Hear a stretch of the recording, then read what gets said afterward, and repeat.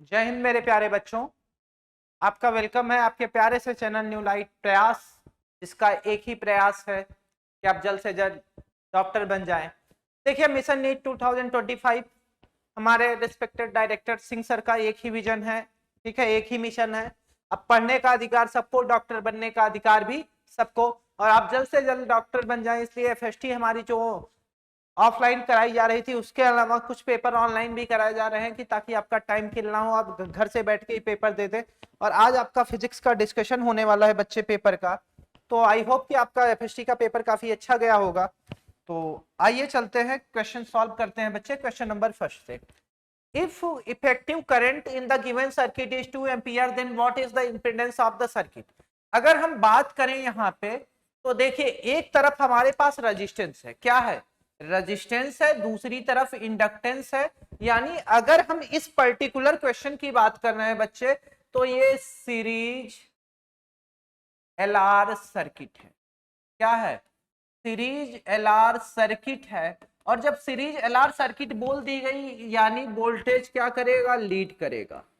इसकी क्वालिटी होगी कि वोल्टेज लीड बाई। अब यानी मैं डायग्राम भी बना दे रहा हूं, देखिए। अब ये विजिबिलिटी आपको थोड़ी सी, डायग्राम थोड़ा सा सिंपल बना रहा हूं मैं ताकि आपको आराम से दिखे बच्चे। अब देखो, अगर हम इस पे लिखना चाहेंगे तो ये हमारा इंडक्टर को दिखाएगा, ये हमारा रजिस्टर को दिखाएगा, और ये करंट को दिखा रहा है, क्योंकि हमें पता है कि करंट और वोल्टेज रजिस्टर के लिए जो होती है वो हमेशा सेम फेज में होती है। किसमें होती है, सेम फेज में होती है।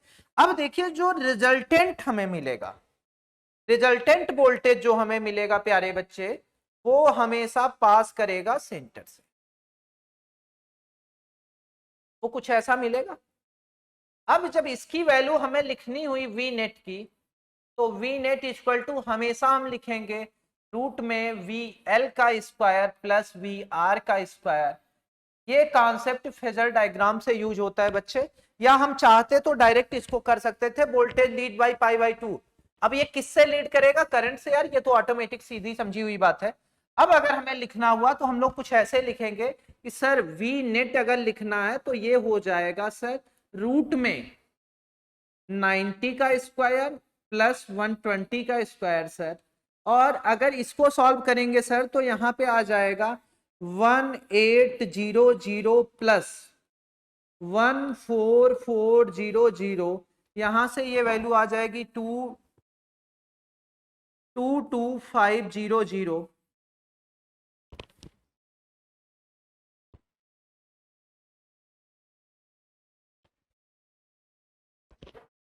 इसके बाद अब आगे इसी को सॉल्व करेंगे बच्चे, तो वी नेट कितना आ जाएगा, 150 वोल्ट। कितना आ गया, 150 वोल्ट। ये प्यारा सा इक्वेशन हमारे पास 150 वोल्ट आया। अब अगर अपने को लिखना हुआ जेड, जेड यानी यार फिर वही हो, ठीक है, वही सिंपल सा चीज कि जेड इंपेडेंस। इंपेडेंस का मतलब वो कह रहा है कि ये आरएल सर्किट का नेट रेजिस्टेंस, यानी भाई बात वो रेजिस्टेंस की ही कर रहा है, तो वो क्या होगा, वोल्टेज अपॉन करंट। अब देखिए, करंट आपको दे रखा है 2 एम्पियर, तो ये हो जाएगा 150/2। R equal to V upon I, यहां से आ जाएगा 75। अब 75 ओम आया, यानी कौन सा आंसर, तीसरा आंसर होगा मेरे प्यारे बच्चे। इसमें हमें कोई समस्या होनी नहीं चाहिए। अच्छा देखो, वी आर अगर लिखना होता, हमें अलग से कभी पूछेगा, तो वी आर हमें लिखना है तो हम ये आई आर लिख देंगे। लेकिन जब वी एल लिखना होगा तो यहां ध्यान रखेंगे कि आई एक्स एल लिखेंगे।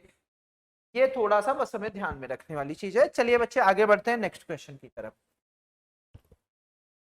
If potential of 60 volt is applied between A and B, then. अब बड़ा प्यारा क्वेश्चन है बच्चे, और थोड़ा सा सिंप्लीफाइड वे में इसको सॉल्व करने की भी कोशिश करते हैं हम लोग। थोड़ा सा ज्यादा सिंपल वे में यूज करेंगे, इसको सॉल्व करने की कोशिश करेंगे। अब देखिए बच्चे, अगर इसी डायग्राम को मैं बनाना चाहूं तो ऐसे कुछ बना सकता हूं। एक कैपेसिटर, ये रहा दूसरा कैपेसिटर, यहां से ये कैपेसिटर,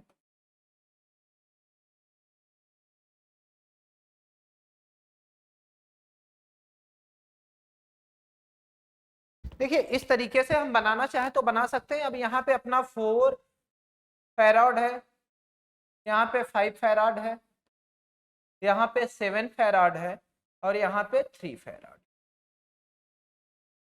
अब पॉइंट का इंडिकेशन भी कर देते हैं। ये पॉइंट रहा ए, ये पॉइंट रहा डी और ये पॉइंट रहा बी और ये पॉइंट आपका सी है, क्योंकि सी देखिए एक ही वायर से कनेक्ट है। तो अब यहाँ पे पोटेंशियल आपको सेम लेके चलना है तीनों का। तो ये तीनों एक ही जगह आके जुड़े हुए हैं। या आपको एक सीधी सी बात पता होनी चाहिए कि जब एक ही वायर पे से सब कनेक्ट हो, उसके बीच में कोई रेजिस्टेंस ना हो, तो वहां पे हमें सीधा पता है कि क्या सेम होगा, वोल्टेज सेम होता है।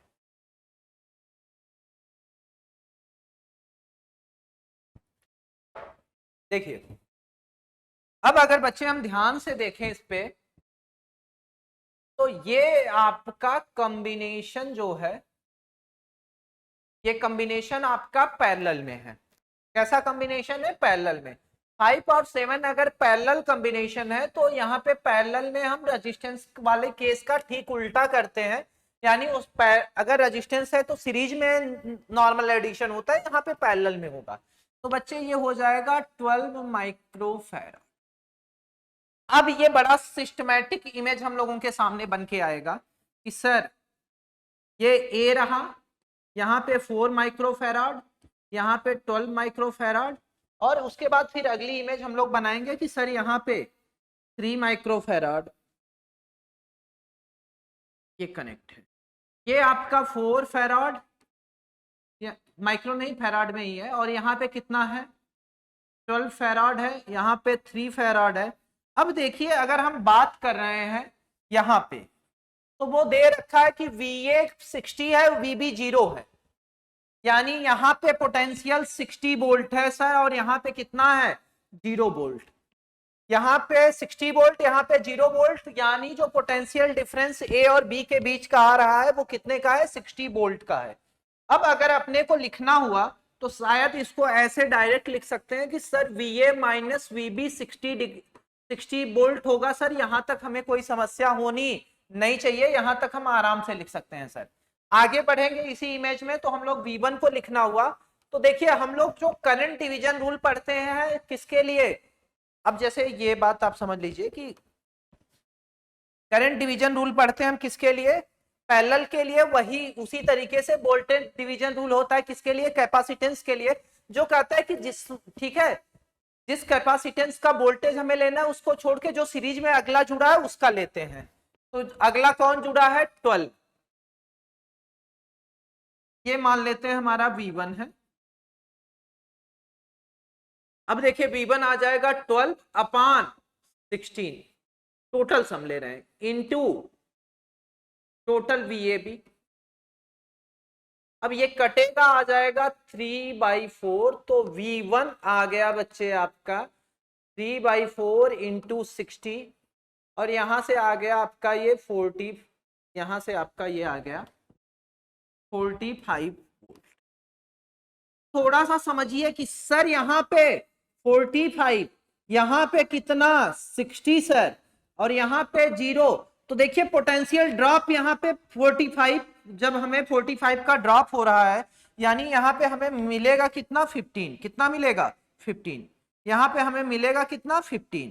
तो अब देखिए यहाँ पे 60 है, यहाँ पे 45 ड्रॉप कर गया, तो यहाँ कितना मिला 15। तो अब पूछ रहा है कि ए और बी के बीच में, तो हमें ये पता है कि ये पॉइंट जो डी है, कौन सा पॉइंट है? डी। अगर यहाँ पे देखें तो हमें ये कितना मिल गया 15 वोल्ट, यानी कौन सा आंसर हो गया? फर्स्ट आंसर हो गया बच्चे, यहाँ कोई समस्या नहीं है। ये याद रखिएगा कि रेजिस्टेंस में अगर पैरेलल है, कैसा है? पैरेलल है, तो वहां पे हम करंट डिवीजन रूल लगाते हैं। क्या लगाते हैं? Current division rule. ये याद रखिएगा, करंट डिवीजन रूल लगेगा। और अगर वहीं पे कैपेसिटर है, क्या है? कैपेसिटर है, तो कैपेसिटर में ये काम सीरीज में होता है। किसमें होता है? सीरीज में होता है। और यहाँ पे पोटेंशियल डिवीजन रूल लगता है। क्या लगता है? पोटेंशियल डिवीजन रूल, क्योंकि हमें पता है कि रेजिस्टेंस में पैरेलल में, ठीक है, करंट डिवाइड करती है, और यहाँ पे कैपेसिटर में सीरीज में कौन डिवाइड करता है, पोटेंशियल। तो यहाँ पे पोटेंशियल डिवीजन रूल लगेगा। अब पोटेंशियल डिवीजन रूल ये कहता है कि हमें जब पोटेंशियल किसी के अलग निकालना है तो उसको छोड़ के हम अगले की तरफ जाएंगे, फिर अगले का लेंगे अपान टोटल लेंगे, इनटू हम ले लेंगे क्या, पोटेंशियल डिफरेंस नेट। तो इस तरीके से बच्चे दूसरा आंसर हो गया। चलिए अब आगे बढ़ते हैं। If the displacement equation of particle moving in a circular path is given. अब देखिए आपको ये कहीं ना कहीं एंगुलर डिस्प्लेसमेंट दे रखा है 2t³ माइनस 12t। अब बड़ी प्यारी चीज ये है कि angular displacement is function of time. तो अगर हम यहाँ पे ओमेगा निकालने की कोशिश करें एंगुलर वेलोसिटी, तो direct D theta by D T लिख सकते हैं। अब डी अपान डी टी वही रहने दीजिए बच्चे। अब ये हो जाएगा 2t³ minus 12t, 2t³ minus 12t। तो 2t³ माइनस 12t की अगर बात करेंगे बच्चे, तो यहां से हमें एक चीज पता हो जाएगा कि जब 2t³ का हम डिफरेंशिएशन करेंगे तो ये 6 कहां आएगा, नीचे आएगा, पावर कितनी हो जाएगी 1। अब जैसे हमें पता है कि अगर ये लिखा है dx की पावर n अपान dx है, तो यहाँ पे nx की पावर n माइनस 1 आता है, यानी पावर एक नीचे आएगी, मल्टीप्लीकेशन होगी, तो ये हो जाएगा 6t² माइनस 12 और dt बाई dt का t। ये सिंपल सा कैलकुलेशन है बच्चे, जिसका मुझे लगता है कि आपको बहुत बेसिक से पता होगा। फिर आगे बढ़ते हैं हम लोग, इसी पे अल्फा निकालते हैं। तो अल्फा इक्वल टू हम क्या लिख सकते हैं, D omega by D T. और यहां से अब हम डी अपान डी टी तो लिखेंगे बच्चे, लेकिन ओमेगा की जगह हम क्या लिखेंगे, 6t² माइनस 12। अब देखिए जब 6t का हम डिफरेंशिएशन करेंगे बच्चे, तो ये 6t हमारा कितना आ जाएगा, 12t माइनस 0। यानी अपने को एंगुलर एक्सेलरेशन जो मिला वो टाइम के टर्म में मिला। Angular acceleration is function of time, मतलब टाइम के साथ ये वेरी करेगा, टाइम पे डिपेंड करेगा। अब क्वेश्चन को थोड़ा सा गौर से देखिए। उसने कहा है angular velocity when angular acceleration is 24 radian पर सेकंड स्क्वायर। वो कह रहा है कि पहले तो आप ये बताइए कि एंगुलर वेलोसिटी क्या होगी जब एंगुलर एक्सेलरेशन 24 है। तो इसके लिए सबसे पहली जरूरत हमें टाइम की पड़ेगी। तो यहां हम लोग लिख सकते हैं कि सर ये 12t, अल्फा बराबर 12t है सर, तो यहां से अपने को 24 रख देना है। तो ये 12t सर, यहां से t इक्वल टू 2 सेकेंड आ गया। t इक्वल टू कितना आ गया, 2 सेकेंड आ गया। अभी वो हमसे पूछ रहा है कि किसकी वैल्यू बता दीजिए, एंगुलर वेलोसिटी की। एंगुलर वेलोसिटी का हमें फार्मूला पता है, अब सिर्फ वैल्यू रखने की देर रह गई है। तो अब ओमेगा हमें रखना है t इक्वल टू 2 पे, तो 6 उसके बाद 2 का स्क्वायर माइनस 12, यहां से आ जाएगा 6 इंटू 4 माइनस 12, यहां से ये वैल्यू आ गई 12। तो ये आ गया 12 रेडियन पर सेकेंड। तो मेरे प्यारे बच्चे आंसर कौन सा हो गया, सेकेंड। चलिए आगे बढ़ते हैं। A body is suspended from a smooth horizontal nail by a string of length 0.25 metre. अब देखिए ये केस कुछ ऐसा है, लोवेस्ट पोजीशन पे कितना दे कि ये मे मूव इन कंप्लीट साइकिल, यानी मिनिमम हमें कितना देना पड़ेगा, मिनिमम हमें यहाँ पे जो वेलोसिटी देनी है, चलिए मैं लिख दे रहा हूं, ये यहाँ पे, यहाँ पे सर्कल कंप्लीट कर पाए, इसलिए हमें पता है कि बॉटम मोस्ट पे हम कितना देते हैं, रूट में 5GR, यहां पे कितना, रूट में 3GR, रूट में 3GR। तो अब बच्चे अगर हम आगे बढ़ेंगे इस केस पे, तो हमें पता है कि वेलोसिटी वो कहां पे पूछ रहा है, मिनिमम लोवेस्ट पोजीशन पे, यानी वो यहां की बात कर रहा है सर। तो यहाँ पे तो सर हम लोग डायरेक्ट लिखना चाहें तो सर लिख सकते हैं कि 5GR, वी रिक्वायर्ड जो चाहिए हमें, जो वी की जरूरत है वो बराबर किसके होगा सर, रूट में 5GR। तो सर यहां से हम लोग लिख सकते हैं रूट में 5 इंटू 10, और अगर रेडियस की बात की जाए तो रेडियस 0.25 मीटर दिया है, आर दे रखा है 0.25 मीटर, इसे हम प्यार से चाहें तो 1/4 मीटर भी लिख सकते हैं। तो ये हो जाएगा 1/4, यहाँ से वैल्यू आ गई 50/4, यानी 12.5 रूट में जिसे बच्चे अगर हम रूट के बाहर लेके आ रहे हैं तो रूट के बाहर ये वैल्यू हो जाती है 3.53 मीटर पर सेकेंड। तो इस तरीके से आंसर कौन सा सही है? पहला।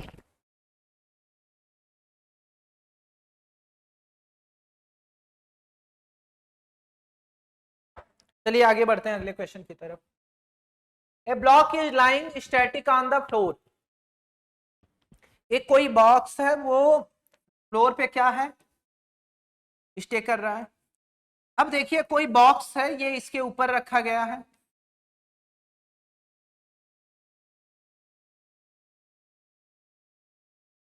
आगे कहा जा रहा है कि स्टैटिक फ्रिक्शनल फोर्स 10 न्यूटन है। A horizontal force of 8 newton is applied to the ball. इसको आगे की तरफ खींचा जा रहा है किस फोर्स से? 8 न्यूटन से। किससे खींचा जा रहा है? 8 न्यूटन से।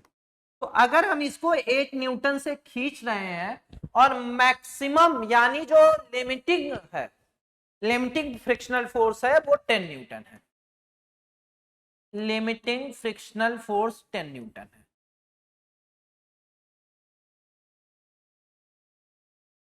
Force 10 Newton. मतलब अगर हम मैक्सिमम स्टैटिक देख रहे हैं, मैक्सिमम वैल्यू ऑफ स्टैटिक, ठीक है मैं लिख दे रहा हूं भैया, कंफ्यूज ना हो।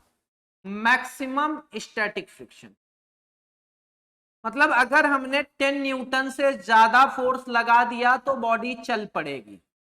लेकिन हमें एक चीज और पता है कि friction is self adjusting force. Friction is self adjusting force. Friction कैसा फोर्स होता है मेरे प्यारे बच्चे? सेल्फ एडजस्टिंग फोर्स होता है। फ्रिक्शन कैसा होता है? सेल्फ एडजस्टिंग फोर्स होता है।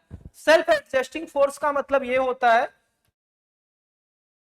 कि फ्रिक्शन अगर 10 न्यूटन से कम कोई भी वैल्यू दे रहे हो, आप 3 न्यूटन दोगे तो फ्रिक्शनल फोर्स कितना डेवलप होगा? 3 न्यूटन। 6 न्यूटन दोगे तो 6 न्यूटन। लेकिन अगर हमने 10 से ज्यादा दे दिया, जैसे 11 दे दिया, 12 दे दिया, तब तो ये चल पड़ेगा, फिर स्टैटिक फ्रिक्शन नहीं रह गया। तो फ्रिक्शन यहाँ पे जब रेस्ट की बात होगी, स्टैटिक की बात होगी, तो यहाँ पे सेल्फ एडजस्टिंग है। तो बच्चे अगर इसको हम 8 न्यूटन से खींच रहे हैं तो यहाँ पे भी जो फ्रिक्शनल फोर्स डेवलप होगा वो कितना होगा? 8 न्यूटन। और ये देखिए इधर जो डेवलप होगा सरफेस पे वो भी कितना? 8 न्यूटन होगा।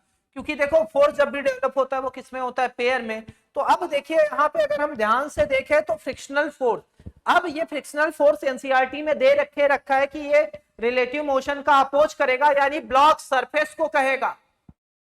ब्लॉक सरफेस को फ्रिक्शनल फोर्स जो है वो सरफेस को कहेगा कि ब्लॉक के साथ साथ तुम भी चलो, लेकिन वो ब्लॉक को फ्रिक्शनल फोर्स कहेगा, ना तुम चलो ना हम चले।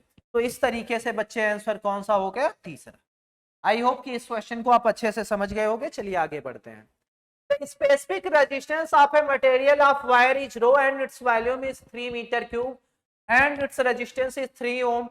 The length of the wire will be in meter. बहुत प्यारा क्वेश्चन है बच्चे। R इक्वल टू क्या होता है? रो L बाई A होता है सर, होता है। चलिए हमें वो बात कर रहा है कि सर यहाँ एरिया नहीं चाहिए, वॉल्यूम चाहिए। तो एरिया में हमें बेसिक सी चीज पता है कि एरिया में हम डायरेक्ट अगर मल्टीप्लीकेशन किसका कर दें? लेंथ का। किसका कर दें? लेंथ का। अगर हम यहाँ पे मल्टीप्लीकेशन किसका कर दे रहे हैं? लेंथ का। तो R L by A into L by L, ये आ जाएगा rho L square upon Y. ऐसा लिख सकते हैं।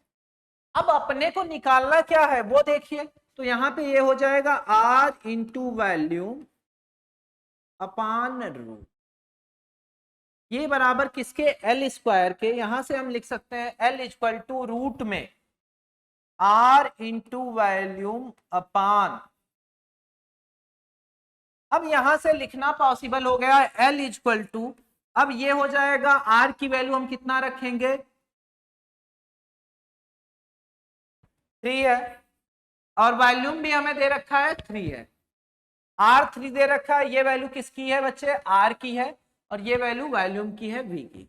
तो ये हो जाएगा 3/3 अपान रो, तो यहां से हो जाएगा 9 बाई रो। इसे बच्चे सजा के लिख सकते हैं 3 बाई रूट में रो। तो 3 बाई रूट में रो कौन सा क्वेश्चन का होगा ऑप्शन दूसरा। In the network on point A B C are at potential of 70। अब मैं ये उम्मीद करता हूं कि आपको क्वेश्चन दिख रहा होगा, अगर नहीं दिख रहा होगा तो मैं दोबारा डायग्राम बना दे रहा हूं ताकि हमें समझने में आसान हो बच्चे। मैं ये उम्मीद कर रहा हूं कि आपको ठीक है डायग्राम दिख रहा होगा, नहीं दिख रहा होगा बच्चे तो कोई पैनिक होने की जरूरत नहीं है, मैं डायग्राम बना दे रहा हूं। ये था, फिर ए है 70 वोल्ट, ये आपका ए है और इसका दिया है 70 वोल्ट। फिर दूसरा डायग्राम देखते हैं, बी डी है ये पॉइंट, ये अपना पॉइंट डी है प्यारा सा। अब इसके बाद फिर डी से बी गया है 0 वोल्ट,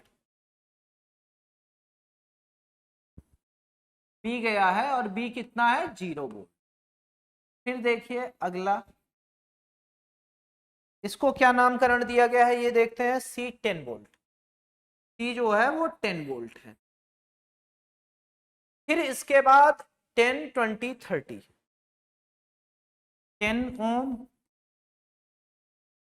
20 ओम 30, 10 ओम 20 ओम 30 ओम, 70 20 10।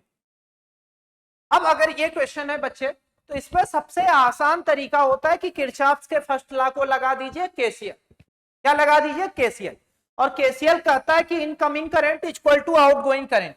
हम मान लेते हैं कि इसका अपना खुद का पोटेंशियल एक्स है और यहां से करंट जा रही है, यहां से करंट क्या कर रही है? जा रही है, यानी करंट क्या कर रही है? जा रही है।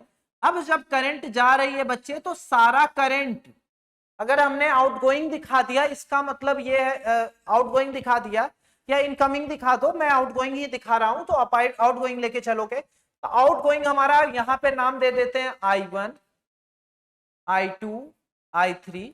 तो हमें पता है कि I1 plus I2 plus I3 लिख सकते हैं 0, क्योंकि आउटगोइंग करंट हमने पहले लिखा I1 I2 I3 और वो बराबर किसके है? 0 के बच्चे।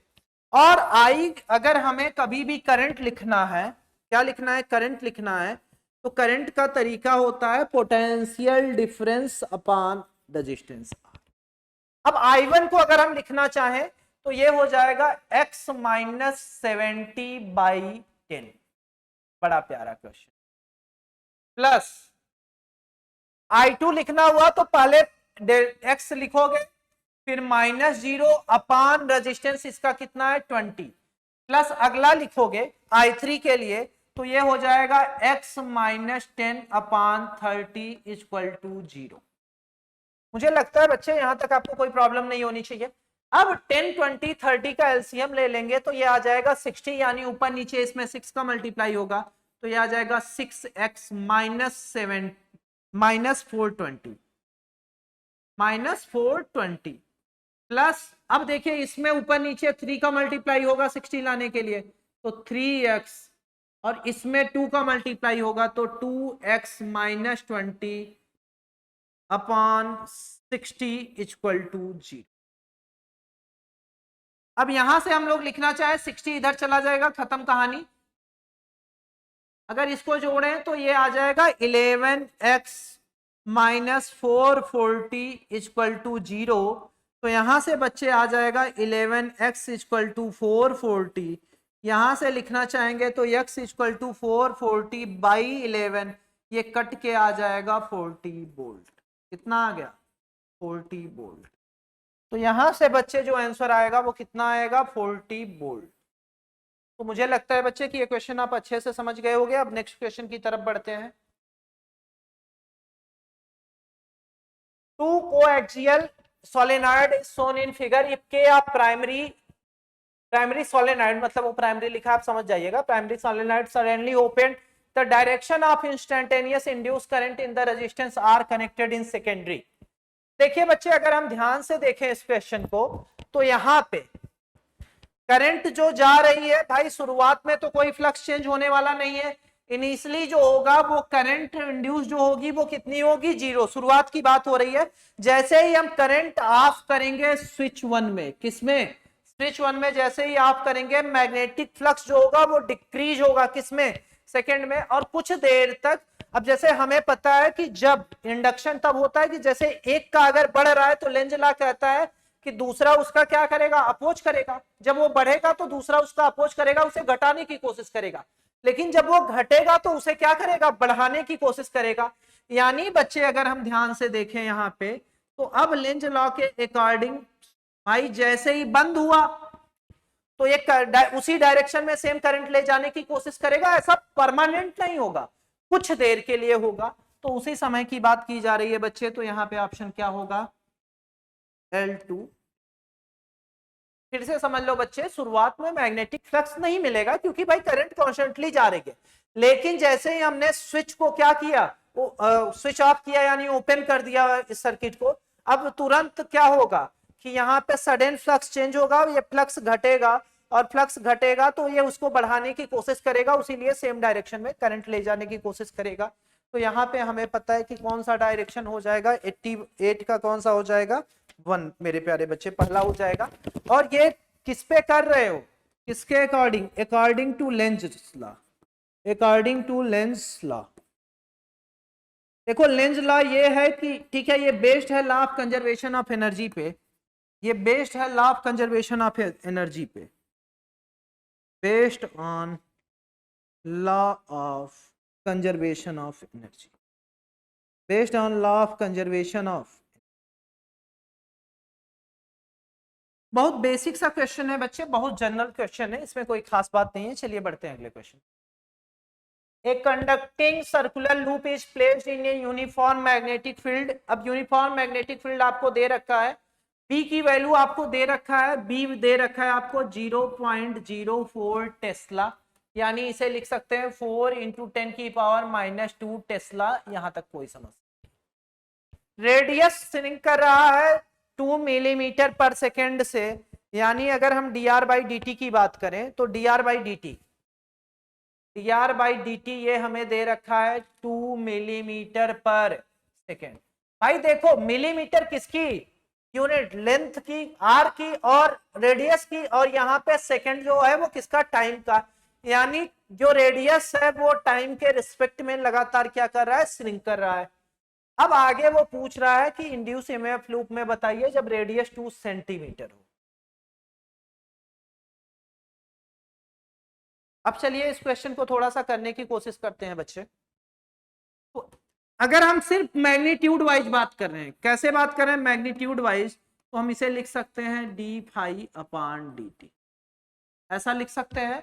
और डी फाई अपान डी टी को ऐसे लिखा जा सकता है डी अपान डी टी। अब चलिए ब्रैकेट के बाहर ले लेते हैं बी ए। अब ये लूप की बात हो रही है तो लूप में एरिया हम क्या लेंगे भाई, ये देखिए डी बाई डी टी। अब बी तो वही रहेगा, इनटू एरिया कितना लेंगे, पाई आर स्क्वायर, और पाई आर स्क्वायर का आप डिफरेंशिएशन कर देंगे तो यहां से ई की वैल्यू जो आएगी, अब मैग्नीट्यूड वाइज बात हो रही है बच्चे, ये समझ के चलना। तो ये आ जाएगा आपका 2 pi r B d r by, क्योंकि भाई देखो हमारे लिए पाई क्या है, कांस्टेंट है। 2r का डिफरेंशिएशन करेंगे, इसका डिफरेंशिएशन करेंगे तो 2r आएगा। उसके बाद हमने बाद में एहसास हुआ कि सर ये t के r के रिस्पेक्ट में होना चाहिए था, लेकिन t है तो उसको, उस गलती को सही करने के लिए हम लोगों ने क्या लिख दिया, dr बाई dt। अब हमें सारी वैल्यू पता है बच्चे, अब सिर्फ वैल्यू रखना है और क्वेश्चन सिंपल सा। ये हो जाएगा 2 पाई इंटू आर आपको दे रखा है 2 सेंटीमीटर यानी 10 पावर -2, इंटू मैग्नेटिक फील्ड जो है वो 4 इंटू 10 की पावर -2 है, into D r by D T. अगर हम देखेंगे तो D r by D T 2 millimetre पर सेकेंड है, इसे लिख सकते हैं 2 इंटू 10 की पावर -3 मीटर पर सेकेंड। तो ये हो जाएगा 2 इंटू 10 की पावर -3। अब थोड़ा सा बच्चे कैलकुलेशन पे ध्यान देते, इधर 2 इधर 2 इधर 4 इधर 2, तो 2 2 जा 4 2 जा 8 4 जा 32। तो ये आ जाएगा E equal to 32 pi into 10 की पावर -2 10 की पावर -2 10 की पावर -3, यानी 10 की पावर कितना आ जाएगा, -7।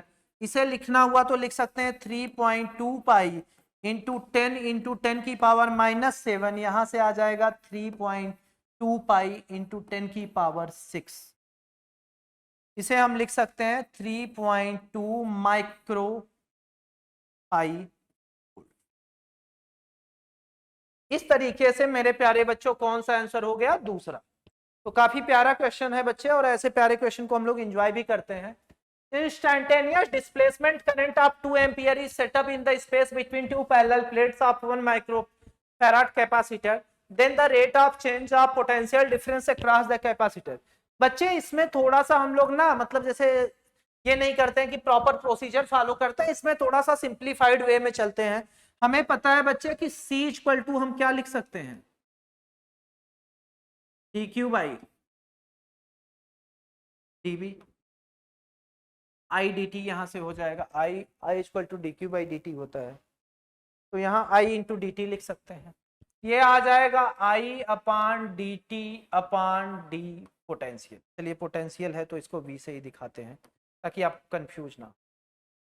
अब यहां से आ गया T by I that equal to D T by D. तो अगर अपने को क्वेश्चन में पूछ रहा है the rate of change of potential difference, तो एक बात आप याद रखिएगा, जब वो ग्रेडियंट बोले इसका मतलब कि डिवाइडेड बाय लेंथ। अगर वो पोटेंशियल ग्रेडियंट बोलता तो डिवाइड करते किससे? लेंथ से। और अगर वो रेट बोल रहा है इसका सीधा मतलब है कि डिवीजन किससे होगा? टाइम से। तो मेरे प्यारे बच्चे हम लोग लिख सकते हैं यहाँ पे जस्ट रेसिप्रोकल ले लीजिए, तो D B by D T ये बराबर आ गया आई बाई सी के। और आई की वैल्यू अगर अपने को लिखना हुआ तो आई आपको पता है 2 एम्पियर है अपान पोटेंशियल वी कितना है 1 माइक्रोफैराड, और ये 1 हो जाएगा इंटू 10 की पावर -6। यहां से ये वैल्यू आ जाएगी 2 इंटू 10 की पावर 6 वोल्ट सेकेंड। प्रभु ये ध्यान दीजिएगा कि ये DV by D T actually क्या है? Rate of potential difference. Rate of potential difference across the plates of capacitor, across the plates of capacitor।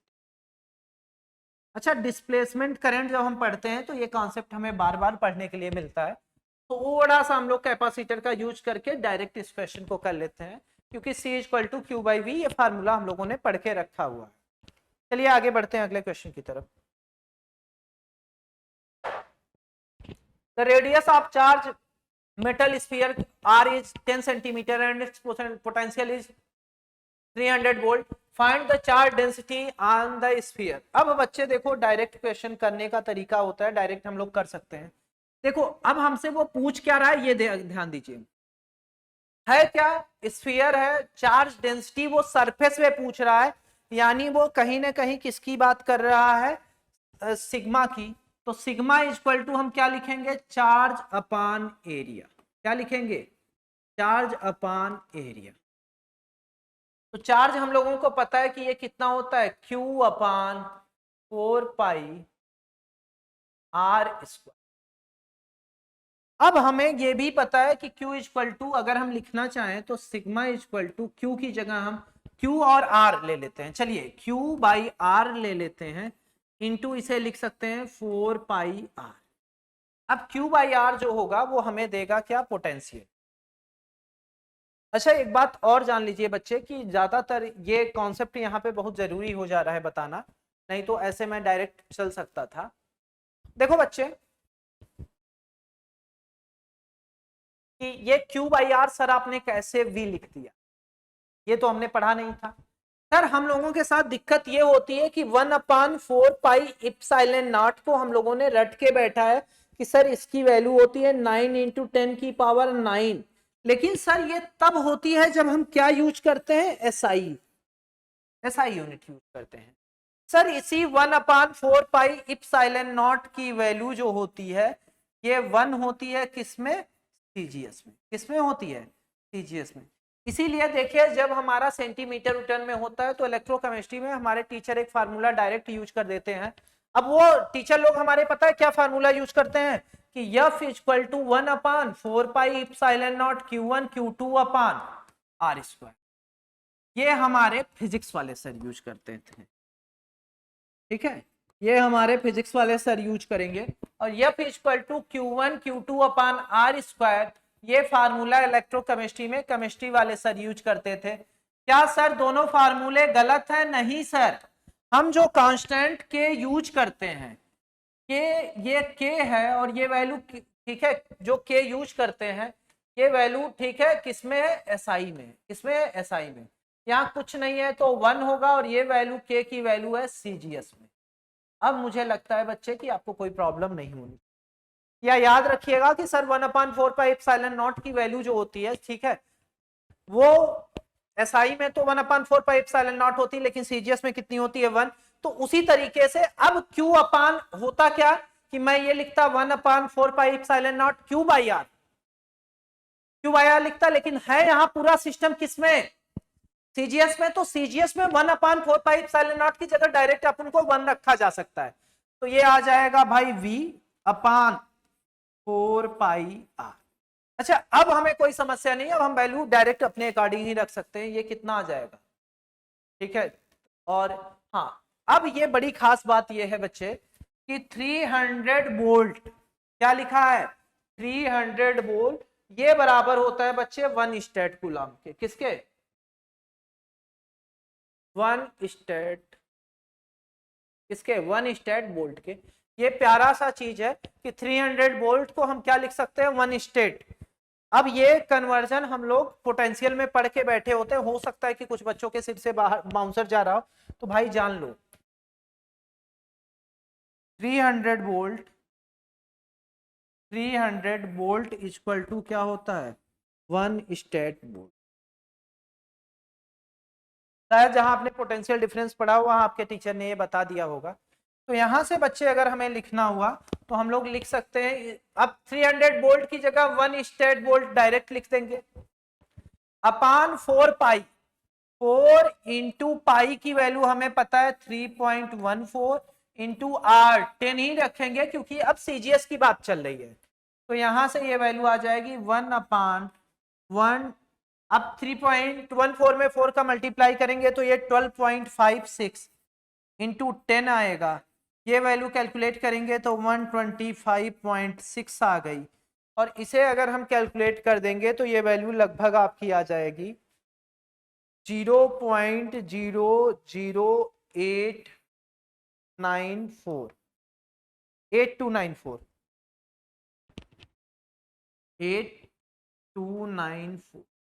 इसे हम 3 अंक पे डेसिमल शिफ्ट करेंगे तो ये वैल्यू लगभग आपकी आ रही है सिग्मा इक्वल टू, लगभग कितना आ रहा है? 8 इंटू 10 की पावर -3। अब ये CGS इलेक्ट्रोस्टैटिक यूनिट। बच्चे थोड़ा सा कन्वर्जन, हमें ये दो चीजें पता होनी चाहिए थी इस क्वेश्चन के लिए। अगर ये हमें पता नहीं है कि सीजीएस में 1/4πε0 की वैल्यू 1 होती है और 300 वोल्ट का मतलब 1 स्टेट कूलम होता है, सॉरी 1 स्टेट वोल्ट होता है, अगर ये नहीं पता तो बच्चे फिर क्वेश्चन में समस्या होनी तय है। तो इस तरीके से बच्चे कौन सा आंसर मिला हमें?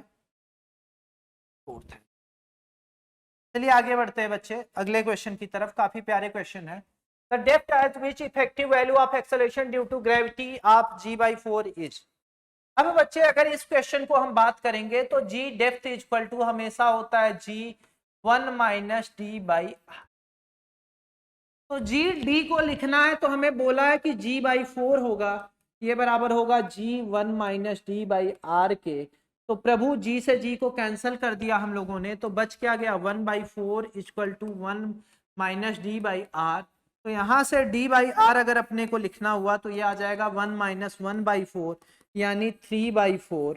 यहां से लिखना चाहेंगे तो d/r जो है वो 3/4 है, तो यहां से d की वैल्यू आ जाएगा 3r/4। कौन सा आंसर होगा मेरे प्यारे बच्चे? Select the correct graph of the Broglie wavelength. अच्छा देखो, अब डी ब्रॉगली वेवलेंथ का हमें एक फार्मूला पता है, लैम्डा इक्वल टू h/p होता है, h/mv होता है, और एक और फार्मूला होता है लैम्डा इक्वल टू h/रूट में 2m/q/v पोटेंशियल।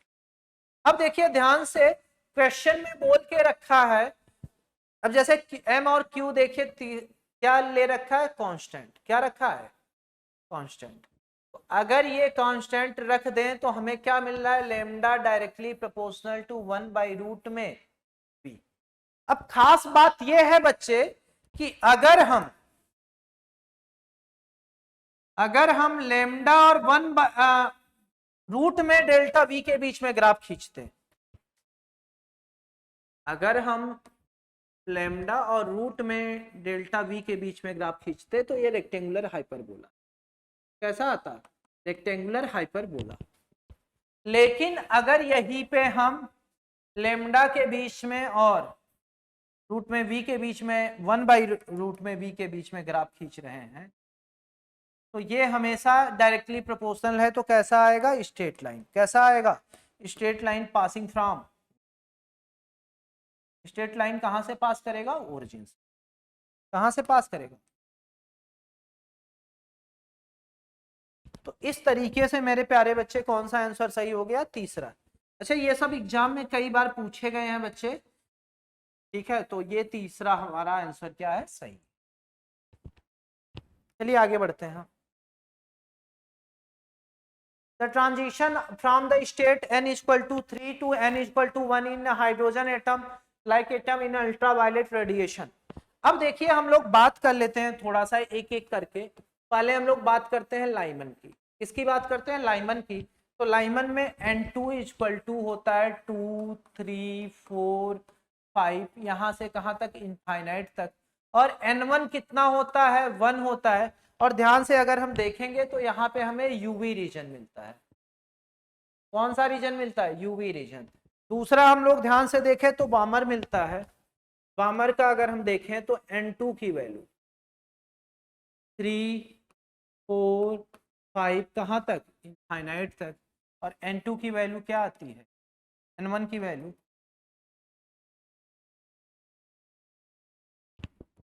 अब यहां से अगर हम देखेंगे तो ये आपका विजिबल रीजन होगा। कौन सा रीजन होगा, विजिबल रीजन होगा, मतलब इसमें विबग्योर आएगा। और रेड के बाद जो पड़ता है उसे इंफ्रारेड बोलते हैं। तो प्रभु देखो बामर के बाद कौन सा है, पाश्चन। ये हमारे लिए थोड़ा सा जरूर, पाश्चन n3 इक्वल टू कितना हो गया, 4 5 6। और n1 इक्वल टू कितना हो गया, n1 इक्वल टू 3 4 5 6। ये भाई कहां तक गया है, इनफाइनाइट तक। और यहाँ पे हमें कैसा मिलेगा, ये बड़ी प्यारी चीज, यहाँ पे हमें मिलेगा जिसकी जरूरत थी वो मिलेगा, इंफ्रारेड। क्या मिलेगा, इंफ्रारेड। क्या मिलेगा, इंफ्रारेड रीजन। कैसा रीजन मिलेगा, इंफ्रारेड रीजन।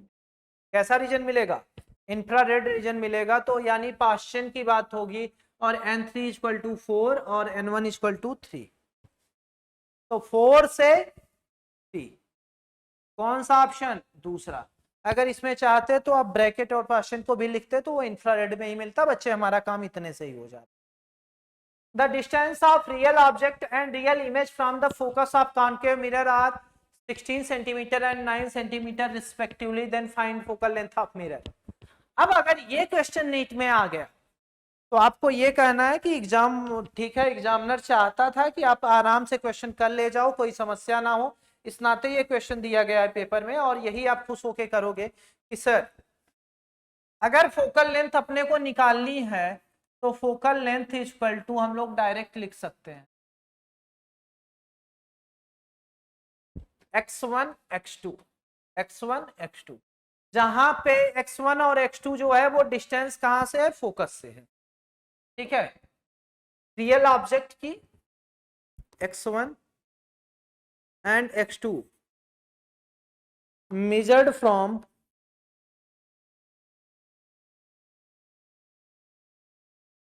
ये कहां से मेजर्ड है, फोकस से। अच्छा ये फार्मूला हम लोग कई बार पढ़ चुके हैं, बहुत ढेर सारे कैलकुलेशन कर चुके हैं। तो फार्मूले का डेरिवेशन मैं नहीं बताऊंगा, डायरेक्ट कर दे रहा हूं बच्चे। x1 की वैल्यू कितना है, 16 इंटू 9। अब देखिए रूट में ये बाहर आएगा, 16 का करेंगे तो 4 और 9 का 3, कितना आ गया, 12। तो इस तरीके से हमारा थर्ड ऑप्शन सही है बच्चे। फिर आगे बढ़ते हैं। A magician during a show makes a glass lens with n equal to 1.47 disappear in through of liquid. What is the refractive index of liquid? भाई कोई चीज किसी में मिक्स हो मतलब गायब हो जाए, मतलब दिखे ही ना, यानी क्या हो जाए, मिक्स। ये संभव तभी है जब रिफ्रैक्टिव इंडेक्स ऑफ लिक्विड, ये तभी संभव है जब रिफ्रैक्टिव इंडेक्स ऑफ लेंस ये बराबर हो जाए रिफ्रैक्टिव इंडेक्स ऑफ लिक्विड के। और हमें पता है कि ये तभी पॉसिबल होगा तभी वो लिक्विड उस लेंस को क्या कर देगा, इनविजिबल कर देगा, यानी दिखाई नहीं देगा, वो उसी का पार्ट दिखाई देगा। तो ये बच्चे हम कर सकते हैं। अब यहाँ पे वैल्यू आपको दी गई है 1.47, ये बराबर होगा रिफ्रैक्टिव इंडेक्स ऑफ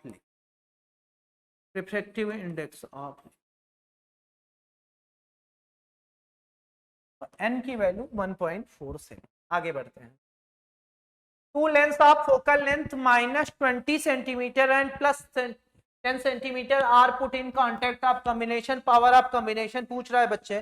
तो देखो पावर हम जब भी निकालते हैं तो power equal to 1 focal length होता है, वो भी किसमें, इन मीटर, या 100 फोकल लेंथ होता है in metre, focal length sorry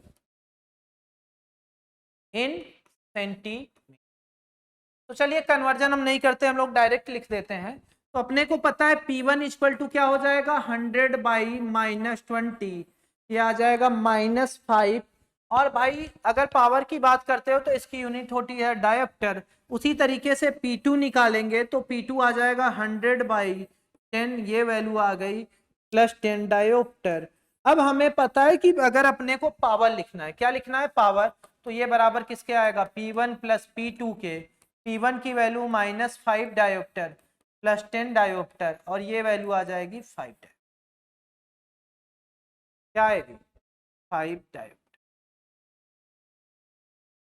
इस तरीके से मेरे प्यारे बच्चे थर्ड ऑप्शन, बहुत प्यारा क्वेश्चन है। एन टाइप पूछ रहा है। अच्छा एन टाइप पी टाइप अगर कभी भी डायग्राम में बताना हो तो आप देख लेना कि प्रभु डायग्राम दिया गया कैसा है डायग्राम। अब एन टाइप है तो सीधी बात है कि डोनर लेवल कहां होगा, just below the conduction band. ये क्या होगा, डोनर लेवल, क्या होगा, डोनर लेवल। तो डोनर लेवल पे अगर हम देखेंगे तो ये ठीक है 1 इलेक्ट्रॉन वोल्ट होगा, लेकिन जो हमें डोनर लेवल दिखेगा वो कहाँ दिखेगा, ऊपर की तरफ दिखेगा। इस तरीके का जस्ट बिलो जो होगा वो कंडक्शन बैंड का होगा, वैलेंस बैंड के ऊपर होगा। और अगर यही एक्सेप्टर लेवल होता तो ये नीचे की तरफ दिखता, और ये एक्सेप्टर लेवल कहाँ दिखता है, नीचे की तरफ। तब हम बोलते एक्सेप्टर लेवल, तब हम बोल देते कि सर ये आपका पी टाइप से क्या है। तो यहां से हमें क्लियरिटी मिल गई है बच्चे कि एक्सेप्ट डोनर लेवल जो है वो दूसरे में दिख रहा है, वो भी किसके, कंडक्शन बैंड के पास। तो यहां से हम बोल सकते हैं कि सर दूसरा ऑप्शन है। आगे बढ़ते हैं। The characteristics of PN junction in forward bias is shown, the approximate forward resistance. तो देखिए अगर हमें आर निकालना है तो भाई आर डायनेमिक निकालोगे, ये हो जाएगा डेल्टा वी अपॉन डेल्टा आई। अब अंतर यही है बच्चे कि अगर हम v की बात कर रहे हैं, v की, तो ये 2 से 2.1 जा रहा है, यानी अगर हम डेल्टा आई की बात करें तो ये हो रहा है 2.1 -2 यानी 0.1 वोल्ट। दूसरा हम दिखाते हैं डेल्टा वी कितना होगा, 800 - 400 इक्वल टू 400 मिली एम्पियर। अब सिंपल सा क्वेश्चन है बच्चे, ये आ गया आपका डेल्टा वी जो है वो 400 इंटू 10 की पावर -3 है अपॉन आई की वैल्यू 0.1। अब यहां से ये वैल्यू 10 की पावर -3 है, 10 की पावर 2 कटेगा। अब यहां से हम लोग कैलकुलेट करेंगे delta B by delta I. Sorry बच्चे थोड़ा सा हम लोगों ने रखने में वैल्यू गलत कर दी है, R equal to R equal to V upon I होता है। V की वैल्यू हमें पता है कि कितना है 0.1 वोल्ट। सॉरी बच्चे, यहाँ पे हम लोगों ने थोड़ा सा लिखने में मिस्टेक कर दी है। ये वैल्यू किसकी है 0.1 वोल्ट, V की है, और ये वैल्यू किसकी है I की। डेल्टा V और डेल्टा I, अब थोड़ा सा कैलकुलेशन मैं फिर से कर दे रहा हूँ। डेल्टा V की वैल्यू हम लोगों को पता है 0.1 अपान 400 इंटू 10 की पावर -3। ये -3 लिख रहे हैं क्योंकि यहाँ 400 इंटू मिली है 10 की पावर -3 एम्पीयर। अब यहाँ से हम लोग कैलकुलेट करेंगे तो ये आ जाएगा 0.1 अपान 4 इंटू 10 पावर -1। यहाँ से वैल्यू आ जाएगी 1, ऊपर जाएगा 1/4। तो 1/4 अगर हम कैलकुलेट करेंगे, ये ऊपर चला जाएगा बच्चे, तो 0.1 यहाँ पे इसे लिख सकते हैं 0.1, ये आ जाएगा 1/4 यानी 0.25। तो कितना आ गया 0.25 ओम। तो 19 का आंसर कौन सा हो गया, सेकंड। चलिए आगे बढ़ते हैं। The mean free path L of gas molecule how depend on the. अब मीन फ्री पाथ एल दे रखा है तो हमें उसके लिए परेशान नहीं होना है। तो एल इक्वल टू एल, यानी ये मीन फ्री पाथ है। क्या है, मीन फ्री पाथ है। क्या है, मीन फ्री पाथ है। तो ये बच्चे अगर डिफाइन करना हुआ तो ये हमेशा लिखेंगे 1 अपान रूट में 2 पाई एन डी स्क्वायर, जहां पे हमें पता है कि n जो है वो नंबर डेंसिटी है। क्या है, नंबर डेंसिटी है। क्या है, नंबर डेंसिटी है। और d आपका क्या है, डायामीटर है।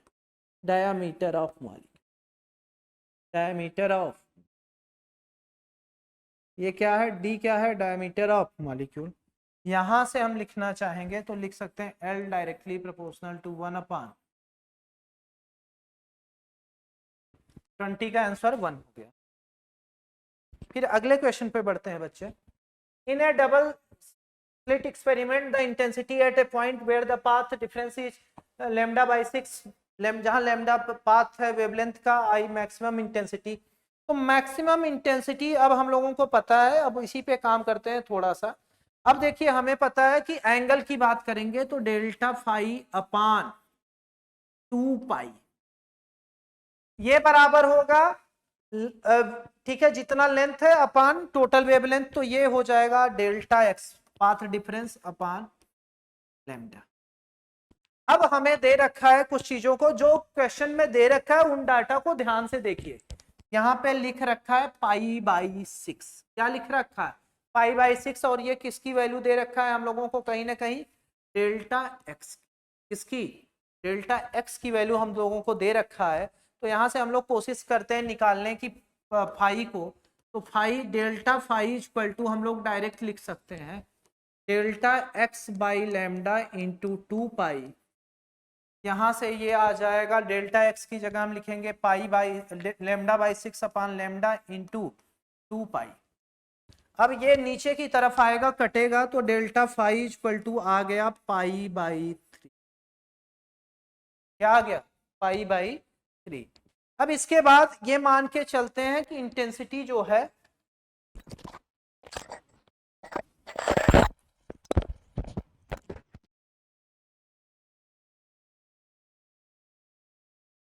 Suppose intensity of each source is small I. Intensity जो मान लेते हैं हम कि क्या है, स्मॉल आई है। तो अब यहां से हम लोग लिख सकते हैं I equal to I small I plus small I plus 2 root में I into I into I, फिर हम लिखेंगे कॉस के टर्म में। अब ये फार्मूला वही है जो आप पढ़ के इंटेंसिटी का रखे हुए वही यूज करेंगे। और बच्चे आगे क्या लिखोगे, कॉस। अब फाई मत लिखना, हमें फाई की वैल्यू पता है कितना, π/3। कितना है, π/3। अब यहां से हम कैलकुलेट करेंगे आई, तो आई इक्वल टू आ जाएगा 2i प्लस 2i इंटू 1/2, 2 से 2 कैंसिल हो गया, क्योंकि cos π/3 की वैल्यू कितनी आएगी, cos 60 कितना आएगा 1/2, तो यहां से ये कटेगा तो ये आ जाएगा 2i प्लस आई, यानी कितना आ गया 3।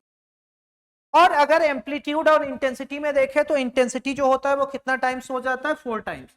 मैक्सिमम इंटेंसिटी दे रखा है, मैक्सिमम इंटेंसिटी आई नॉट है, एम्पलीट्यूड होता तो मैक्सिमम 2a होता, लेकिन इंटेंसिटी कितनी होती है 4 टाइम आई नॉट, यानी मैक्सिमम इंटेंसिटी। क्या मैक्सिमम इंटेंसिटी जो होगी वो 4 टाइम्स होगी, यानी वो कितना आ जाएगा मेरे बच्चे 4i। अब चलिए आगे बढ़ते हैं। कह रहा है कि रेशियो बताइए आई अपान आई नॉट का, तो आई अपान आई नॉट ये आ जाएगा 3i अपान 4i, आई से आई गयो काम से कितना आ गया 3/4, तो आंसर मेरे प्यारे बच्चे इस तरीके से फर्स्ट हो गए। चलिए बढ़ते हैं लास्ट क्वेश्चन की तरफ, लास्ट बट नॉट लीस्ट, बड़ा प्यारा क्वेश्चन होगा, अब अंतिम क्वेश्चन है। Two liquid A and B of mass 2m and 3m, S1 और S2। चलिए एक बार लिख लेते हैं, एक तरफ A दूसरी तरफ B। A का सारा डेटा लिख लेते हैं। A का मास कितना 2m, इसके बाद स्पेसिफिक हीट S1, टेम्परेचर कितना 100 डिग्री सेल्सियस। फिर सर बात करेंगे B की, मास कितना 3m, स्पेसिफिक हीट कितनी S2, टेम्परेचर कितना 20 डिग्री सेल्सियस। तो जिसका टेम्परेचर ज्यादा होगा वो हीट को लॉस करेगा, और जिसका टेम्परेचर कम होगा वो हीट को क्या करेगा, गेन करेगा। तो हम ऐसा लिख सकते हैं हीट लॉस, ये हीट लॉस करेगा, ये बराबर किसके होगा, हीट गेन के।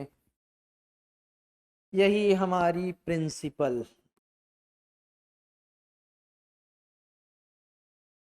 कैलोरीमेट्री है, ऐसा है। अब देखिए सिंपल सा काम करना है बच्चे, कुछ अलग नहीं है।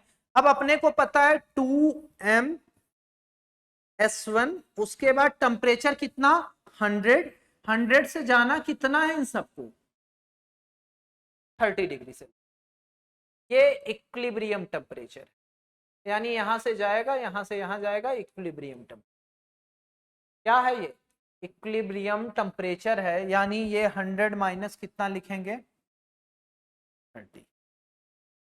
भाई जो 100 से 70 तक 30 तक जाने में जो लूज होगा वही होगा, और हीट गेन ये कितना होगा 3m, उसके बाद इंटू S2 इंटू टेम्परेचर कितना।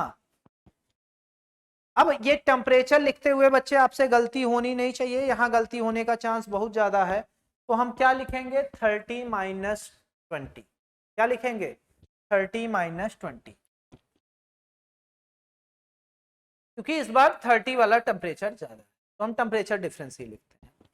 अब देखिए m से m को कैंसिल कर दिया हम लोगों ने, यहां पे बचा कितना 140 S1, ये बराबर आ जाएगा 30 माइनस 20 10 आ जाएगा 30 S2। यहां से 0 से 0 कैंसिल कर दिया हम लोगों ने। अब रेशियो S1 और S2 का पूछ रहा है, तो 14 S1 इक्वल टू 3 S2 आ गया है, यहां से लिख सकते हैं S1 by S2 that equal to 3/14। तो कौन सा आंसर बच्चे, तीसरा। इसके बाद का जो सेशन है बच्चे वो इस इंस्टीट्यूट के सबसे एनर्जेटिक, सबसे डायनेमिक और ठीक है आपके सबसे चहेते, अब तो अब नाम बताने की जरूरत नहीं है, आपके मुंह से एक ही नाम आ रहा होगा, रोहित सर। तो रोहित सर कराएंगे बच्चे, और यहाँ तक के सेशन को आई होप मैंने आपने। हाँ बेटा, question number 23, a wire of area of cross section 10 की पावर -6 metre square is increased in length by 0.1%. The tension produced is 10 power 3 Newton. The Young modulus of wire is। देखो जब भी कोई चेंज हो रहा है लेंथ पर या वॉल्यूम पर, और अगर वो परसेंटेज में गिवन है तो उसको हम लोग फ्रैक्शन में चेंज करते हैं, और जब हम फ्रैक्शन में चेंज करेंगे तो वो सीधे सीधे हमारे पास स्ट्रेन आ जाता है। क्या आ जाता है, स्ट्रेन आ जाता है। और यहाँ पे यंग मॉडुलस निकालना था, तो यंग मॉडुलस का formula F L upon A L, तो हमें वैल्यू पुट करनी है सिर्फ। एफ दे रखा है आपका 10⁻3, एरिया आपका दे रखा है 10⁻⁻6, और ध्यान से देखो small L upon capital L आपका 10⁻³ है, और यहाँ पे लिखा हुआ capital L upon small L, तो हम अगर चेंज करेंगे तो प्लस साइन चेंज हो जाएगा, अब ये प्लस हो जाएगा। तो ओवरऑल कैलकुलेट करने पर 10⁻12 न्यूटन पर मीटर स्क्वायर आया, और ये अपना फर्स्ट ऑप्शन पे दिख रहा है। तो क्वेश्चन नंबर 23 का आपका फर्स्ट ऑप्शन हो गया।